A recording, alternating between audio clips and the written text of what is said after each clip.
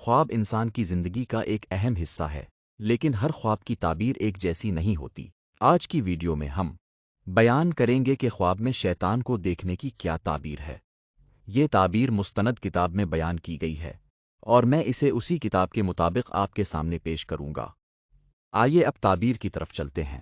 حضرت ابن سیرین رحمہ اللہ نے فرمایا ہے کہ خواب میں شیطان دیکھنا بڑا دشمن، مکار اور فریبی شخص ہے۔ اگر دیکھے کہ شیطان کے ساتھ لڑا ہے اور مغلوب کر لیا ہے تو اس کا دین درست ہوگا، اور اگر اس کے خلاف دیکھے تو ضعف دین کی دلیل ہے۔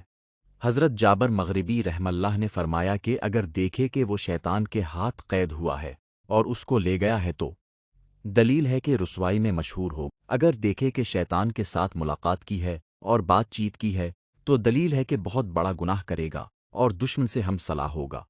حضرت اسماعیل اشعث رحمہ اللہ نے فرمایا ہے، اگر خواب میں دیکھے کہ شیطان سی کے ساتھ کھانا کھایا اور پانی پیا ہے تو دلیل ہے کہ بدکاری اور فساد کے راستے پر آئے گا، اور اگر دیکھے کہ شیطان کو پکڑا ہے تو دلیل ہے کہ راہ فساد سے دور ہوگا اور توبہ کر کے عبادت میں مشغول ہوگا۔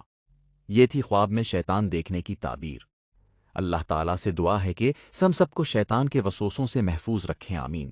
مزید ویڈیوز کے لیے ہمارا چینل سبسکرائب کر کے بیل آئیکن کو پریس کریں۔